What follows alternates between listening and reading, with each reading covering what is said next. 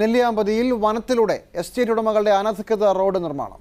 JCB ഉപയോഗിച്ച് റോഡിന് വീതി കൂട്ടിയത് നേരിട്ട് ബോധ്യപ്പെട്ടിട്ടും വനം വകുപ്പ് അധികൃതർ നടപടിയെടുത്തില്ല. കാടിനുള്ളിലെ നിർമ്മാണ പ്രവർത്തനങ്ങൾക്ക് യന്ത്രസഹായം തേടരുതെന്നിരിക്കെയാണ് ദിവസങ്ങളോളം മണ്ണുമാന്തി ഉപയോഗിച്ച എസ്റ്റേറ്റ് ഉടമകൾ റോഡ് നിർമ്മിച്ചത്.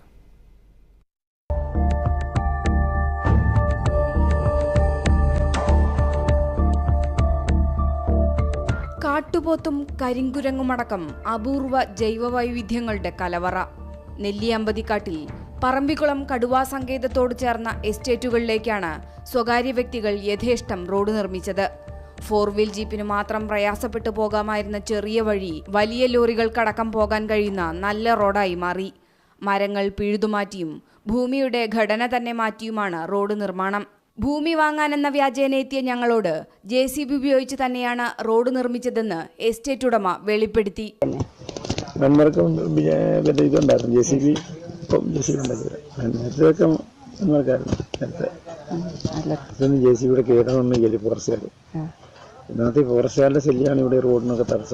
വനഭൂമിയോട് ചേർന്ന എസ്റ്റേറ്റുകളുടെ വിൽപ്പനയും റിസോർട്ട് നിർമ്മാണവുമൊക്കെ തന്നെയാണ് റോഡ് നിർമ്മാണത്തിന്റെ ലക്ഷ്യം.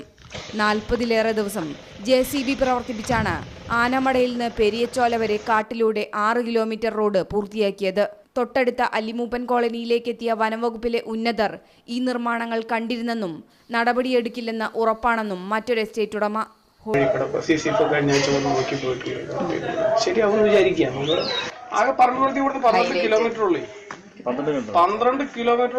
പരിസ്ഥിതി പ്രവർത്തകരുടെ കൂട്ടം നടത്തിയ പഠനോപകരണ വിതരണ ഉദ്ഘാടനത്തിനും ഈ റോഡിലൂടെയാണ് സ്ഥലത്തെ ഫോറസ്റ്റ് റേഞ്ച് ഓഫീസറും സംഘവും പോയത്. പറമ്പിക്കുളത്തേക്ക് വനംവകുപ്പ് തന്നെ തമിഴ്നാട് വഴി ചുറ്റി സഞ്ചരിക്കുമ്പോഴാണ് അനുമതിക്ക് അപേക്ഷിക്കുക പോലും ചെയ്യാതെ എസ്റ്റേറ്റ് ഉടമകളുടെ ഈ പുതുവഴി.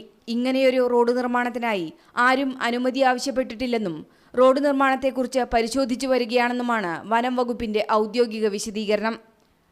ഭൂമിയുടെ സ്വാഭാവിക ഘടന തന്നെ മാറ്റിയും മരങ്ങൾ പിഴുതെറിഞ്ഞുമാണ് കൊടും കാട്ടിനിടയിലൂടെയുള്ള ഈ റോഡ് നിർമ്മാണം. വനം വകുപ്പിലെ ഉന്നതരറിയാതെ എസ്റ്റേറ്റ് ഉടമകൾക്ക് ഇത്തരമൊരു റോഡ് നിർമ്മാണം അസാധ്യം.